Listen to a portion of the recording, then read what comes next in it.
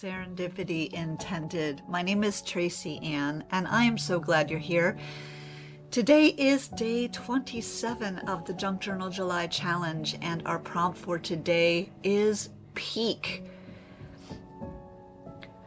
I was inspired by a character that was super popular in the 80s from a television show called Home Improvement.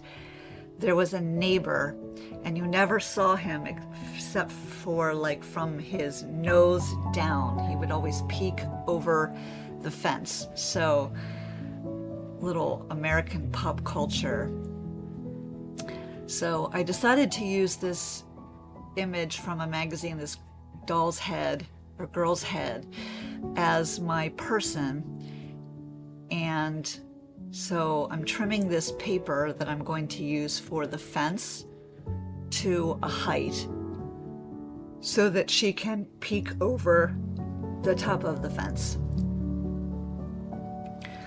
And then I grabbed my bits and pieces from previous pages and decided to cut them down to make fence posts.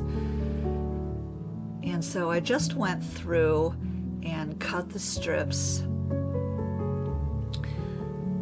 to approximately the same width, but I was imagining that this was sort of a homemade fence, and so it would be okay if things weren't exactly the right width. I find it fun when you've been working on a journal like this and you're taking scraps from previous pages to use on one page altogether. It feels a little bit like a trip down memory lane. Then I decided to cut the tops to a point so they looked a little more like a picket. I added the dark blue paper on the front of the piece that I was using for the fence backing, because I want to turn this into a pocket, because I decided I didn't want to put the pieces right up against each other. I wanted to give, illusion that they were separate pieces, and I wanted the blue to be the color that poked through between rather than the pink. It seemed a little bit more realistic. So then playing with the pieces, thinking about what order I want to glue them down. And then just the process of actually doing the gluing. How is your Junk Journal Challenge going? Are you still going strong, or have you hit a bit of a wall?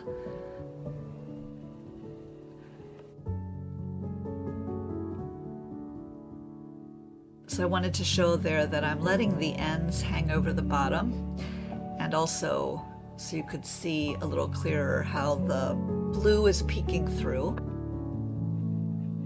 I'm really glad that I made that decision.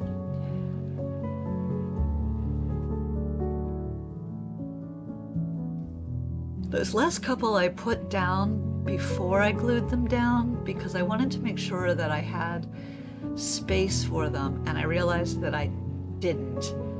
So then I had to adjust a little bit the size so that I could get everything on.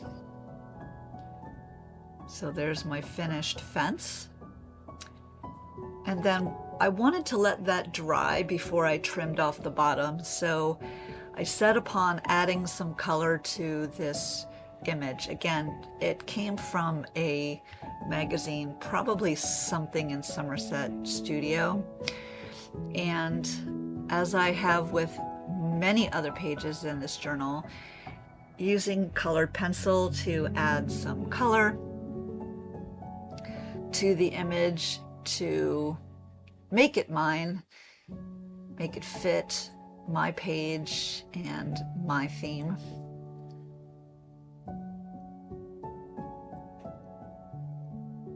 this didn't show up on camera super well, but the pink really did make kind of cute little blush marks on her cheeks.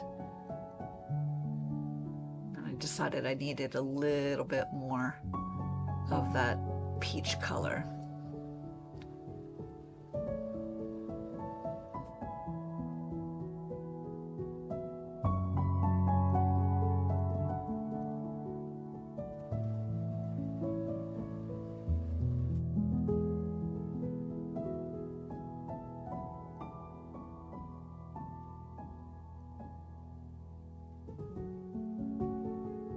Shows up a little bit better now.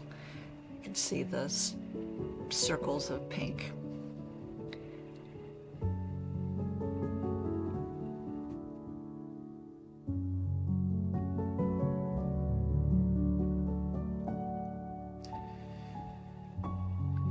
I'm pretty pleased with the way she turns out.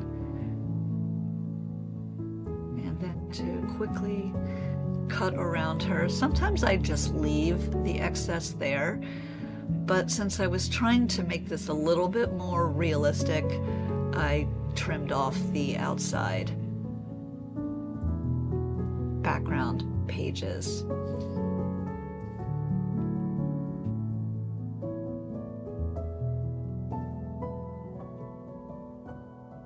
Now this paper here is two-sided, so I was trying to decide which side I liked better, and I definitely am glad that I went with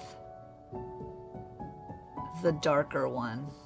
It really popped, especially with the eye color. The green is a darker version of that green that's in her hat.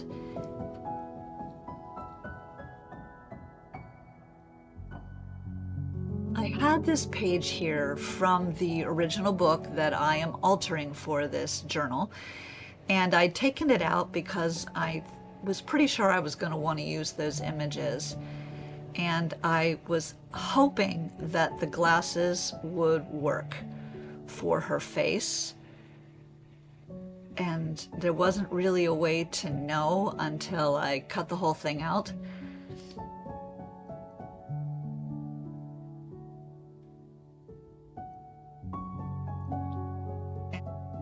Hindsight, I probably should have cut out the center of the glasses first and then cut around the outside, because this process of cutting out the inside would have been a lot easier if I wasn't trying to cut against a really narrow rim of the glasses. I normally do try and do that. I just wasn't thinking this time.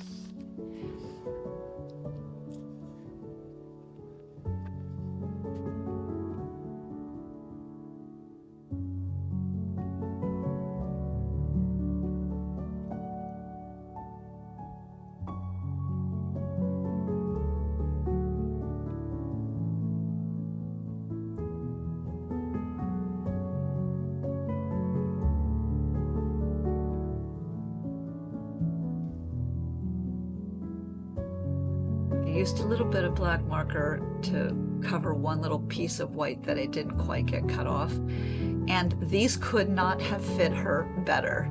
I was so excited. All right, trim off the edge of the fence, and that was that. Time to turn it into a pocket. I used the same red tape that I normally use to make my pockets, just going around the sides and the bottom. So all that was left was to glue everything down. I did decide to use this piece of map paper, it's actually scrapbook paper, on the background rather than the text, because I liked the sky blue color and I thought the bits of map that we're showing were kind of interesting.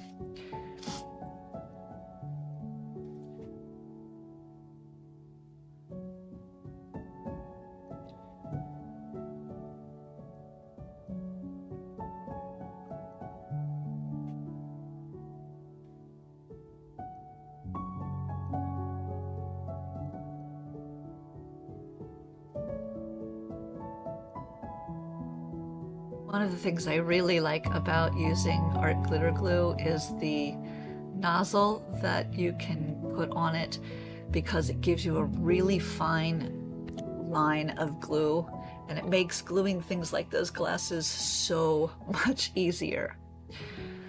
All right, and so then the ever constant battle with the red tape to get it off, and then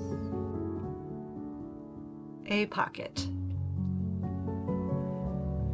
I wanted to add some words, so I grabbed my trusty Tim Holtz ideology, and I thought look on the bright side would be cute to include.